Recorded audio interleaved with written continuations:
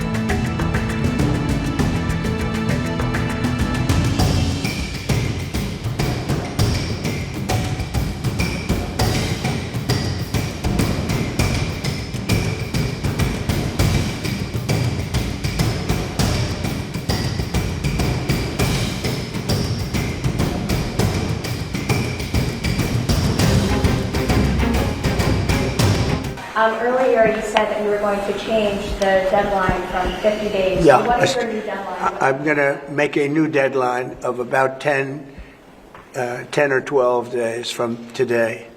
There's no reason in waiting. There's no reason in waiting. It's 50 days. I want to be generous, but we just don't see any progress being made.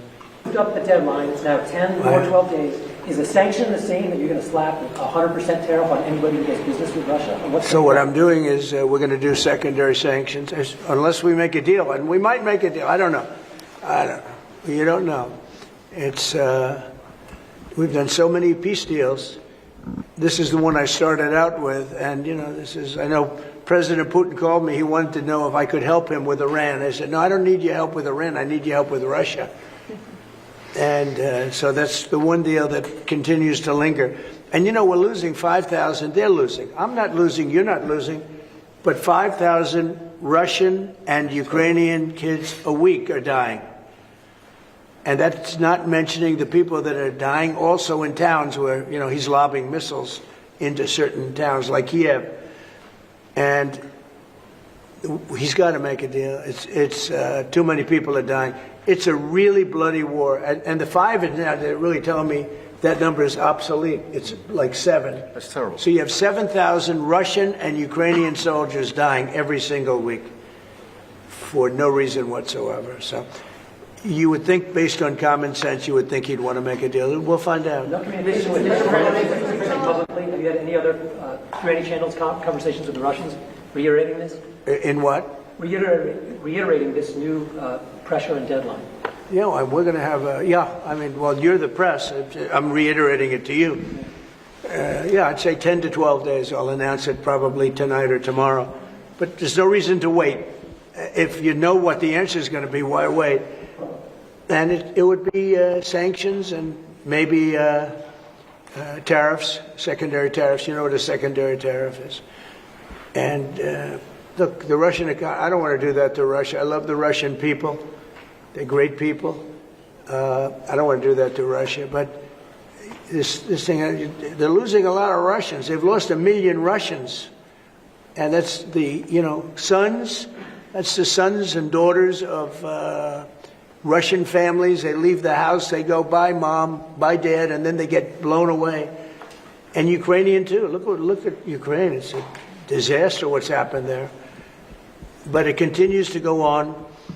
As you know, we made a deal where the European Union is essentially involved, but it's NATO, and we're supplying weapons to NATO. NATO's now paying because the United States, because of Biden's in for $350 billion, the European nations are in for about $100 billion. Should be the opposite way, by the way, because we have a big ocean in between.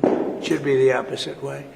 But I think that eventually something's going to happen. It should happen fast. So many people are dying. You know, when I settled out with Congo and Rwanda, they lost almost 8 million people. And it just made so much sense. And if I didn't get involved, they wouldn't have done it. They weren't even thinking about settling it. It was just going on forever. And nobody could go into those territories because they'd get killed. They'd get killed. And now they have I hear it's a whole different ballgame. We settled it. This is one that should be settled. Russia, Ukraine. This is one that really should be settled. President Putin respecting you and helping you have a relationship with him. Do you still feel that way, that he respects you, considering the conversations you've had that have been really nice? Yeah.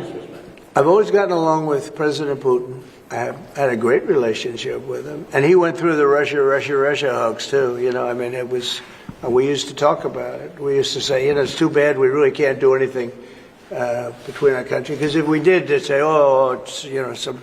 Look, I was tough on Putin because I was the one that closed up Nord Stream, and Biden came along and opened it up. I was very tough on Putin in one way, but we got along very well. And I never really thought this would happen. I thought we'd be able to negotiate something, and maybe that'll still happen, but it's very late down the process. So I'm disappointed. And, you know, the funny thing is that their economy isn't that big, and it's having a hard time right now, but it's a relatively small economy. A strong military, but strong economy. And it used to be a strong economy. Now it's not. He's gone through a lot. Economically, it's not easy. But it's pretty small, you know, compared to that magnificent size of that land. The land is massive. It's got, I guess, 9 time zones or something. It's a massive piece of land. Russia could be so rich. It could be so rich. It could be thriving like practically no other country. And they're holding that back because we can't. He wants to do trade deals with us. He talks about it all the time. He wanted to. And I envision that a lot of trade with Russia. They have a lot of valuable things. When you talk about rare earth, they have serious rare earth, right? They have just about every form you can have. So, you know, Russia could be so rich right now. Instead, they spend all their money on war. They spend everything on war and killing people, and it doesn't make sense to me. I thought he would want to end this thing quickly. I really felt it was going to end, but every time I think it's going to end, he kills people. Could a meeting help, and are you considering, has been proposed? I don't know. I'm not, you know, I'm not so interested in talking anymore. He talks, we have such nice conversations, such respectful and nice conversations, and then people die the following night with a missile going into a town and hitting, I mean, recently, I guess, the nursing home, but they hit other things. Whatever they hit, people die. So, I don't know. We'll see what happens.